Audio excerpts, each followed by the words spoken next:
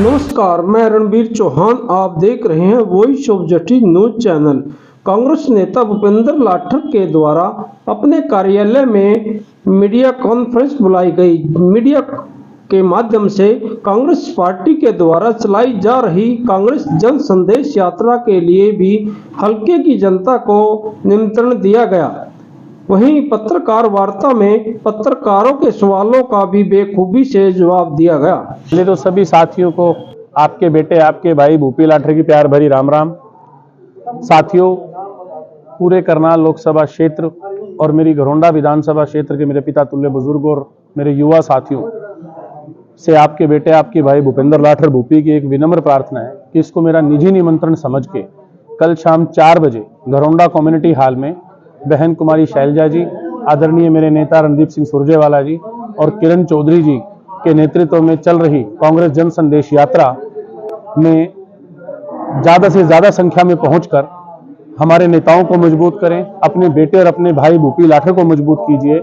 ऐसी मेरी विनम्र प्रार्थना है कि जो ये जन संदेश यात्रा आज जन आंदोलन का रूप ले चुकी है, इस जन आंदोलन में भागीदार बनके देश के एक मजबूत राष्ट्र निर्माण में, देश के एक मजबूत हमारे युवाओं के भविष्य के निर्माण के लिए आप सभी साथी, सभी मेरे पिता तुल्य बुजुर्ग और मेरे युवा साथी इस यात्रा में ज्यादा से ज्यादा संख्या में घरौंडा कम्युनिटी हॉल शाम 4 बजे 24 तारीख आप पहुंच करके हमें और हमारे नेताओं को सुने और मुझे आकर के अपना आशीर्वाद दें। ऐसी मेरी विनम्र प्रार्थना है।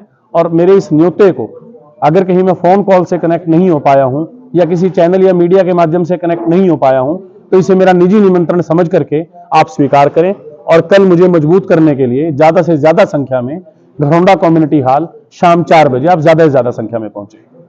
नहीं, ये बाबरिया जी के बयान को तोड़ मोड़ के पेश किया जा रहा है। इवन एक चिट्ठी भी ट्रेवल कराई जा रही है जो बिल्कुल फेक है।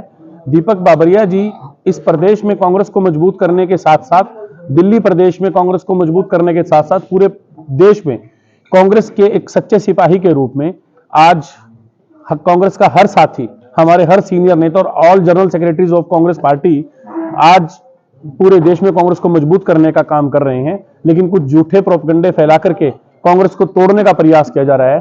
कांग्रेस टूटेगी नहीं, कांग्रेस झुकेगी नहीं, कांग्रेस रुकेगी नहीं।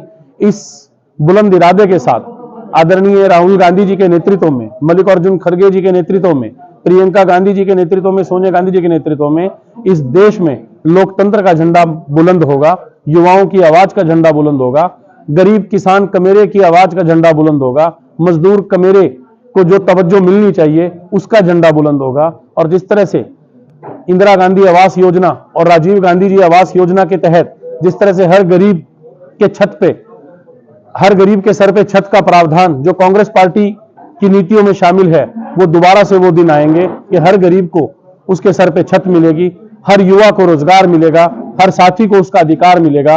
और राष्ट्र निर्माण के लिए कांग्रेस पार्टी सभी को साथ लेकर के मैं नहीं हम के नारे को बुलंद करके इस देश और प्रदेश में पूरे जोश और उल्लास के साथ कांग्रेस पार्टी की सरकार बनाएगी। कि युवा के भविष्य के लिए किस तरह से हमें ठगा जा रहा है, आज ये देश की सारी जनता देख रही है कि आज गरीब को गरीब बनाने में अपनी पीठ थपथपा रहे हैं। आज युवा अपना देश छोड़ के, माँ बाप जिन्होंने पेट को कमर में लगा के अपनी गाड़ी कमाई से अपने कारोबार बनाए थे, अपने मकान, अपनी जमीन जायदाद बनाई थी, आज उनको बेच करके हमारा युवा विदेशों की तरफ रुख कर रहा है। उसका कारण क्या है? और यहाँ हमारे प्रदेश में और देश में बैठी सरकार बीपीएल कार्ड बनाने पे अपनी बधाइयां और अपनी वाई लूट रही है। कितनी शर्म की बात है। आने वाले समय में ये देश की जनता, ये प्रदेश की जनता, स्पेशल तौर पे घरौंडा विधानसभा की क्षेत्र की जनता इस बार बदलाव करेगी और इस बार कांग्रेस पार्टी की टिकट पे आपका बेटा, आपका भाई भूपी लाठर यहाँ से विधायक। देखिए, अलग अलग डिस्ट्रिक्ट्स में, हर प्रांत में, ऐसे ही नहीं हरियाणा में, अगर मैं हरियाणा की बात करूं, वैसे तो हर प्रांत में अलग अलग डिस्ट्रिक्ट्स में अलग अलग नेतागण की ड्यूटी लगी हुई है। जैसे हरियाणा प्रदेश में चौधरी भूपेंद्र सिंह हुड्डा जी के नेतृत्व में एक विपक्ष आपके समक्ष कार्यक्रम चल रहा है, वैसे ही सुरजेवाला जी, शैलजा जी और किरण चौधरी जी के नेतृत्व में एक जन संदेश यात्रा चल रही है। क्योंकि कांग्रेस पार्टी भारत जोड़ो यात्रा के बाद राहुल गांधी जी ने एक ऐसी ऊर्जा का संचार किया है कि आज कांग्रेस पार्टी हर ब्लॉक और जिला स्तर पे, प्रदेश ही नहीं हर प्रांत में आज अपने विपक्ष की सकारात्मक भूमिका निभाते हुए एक आम जन की आवाज को बुलंद कर रही है, एक आम गरीब मजदूर और कमेरे वर्ग की आवाज को बुलंद कर रही है, एक कर्मचारी और व्यापारी की आवाज को बुलंद कर रही है।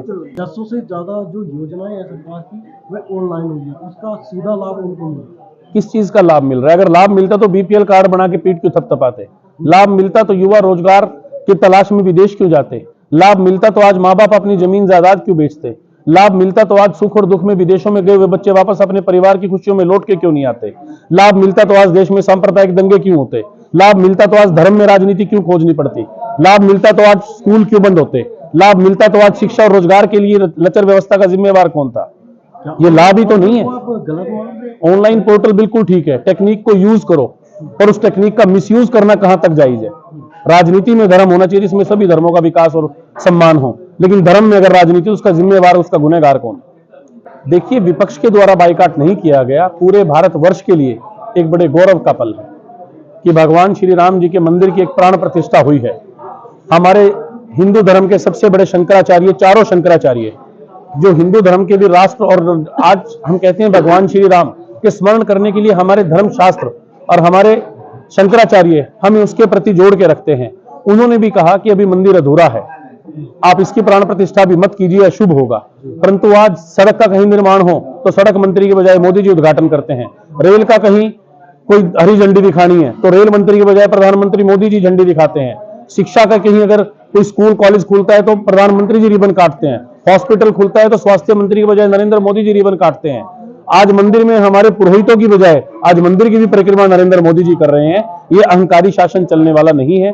आप देखिए, तत्कालीन यूपीए की सरकार में हमने अक्षरधाम मंदिर का निर्माण किया था, और उसके मुहूर्त पे सरदार मनमोहन सिंह जी, डॉक्टर एपीजे अब्दुल कलाम जी, हमारे तत्कालीन मंत्री ए के एंटनी जी और सभी राजनीतिक दलों के व्यक्तियों ने जाकर के उस मंदिर को पूर्ण होने के बाद उसमें प्राण प्रतिष्ठा समारोह किया था।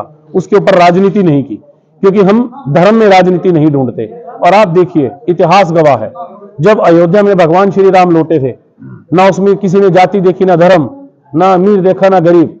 हर जन भगवान श्री राम के स्वागत के लिए, इस्तकबाल के लिए पूरी अयोध्या नगरी को सजा के उनके सामने पलखे पावड़े बिछा के बैठा था। आज 140 करोड़ के देश में 7167 इन्विटेशन दिए गए हैं।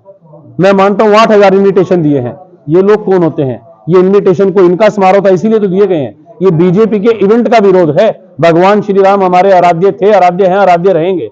भगवान श्री राम हमारे स्मरण शक्ति में है। भगवान श्री राम हमारे कण कण में है।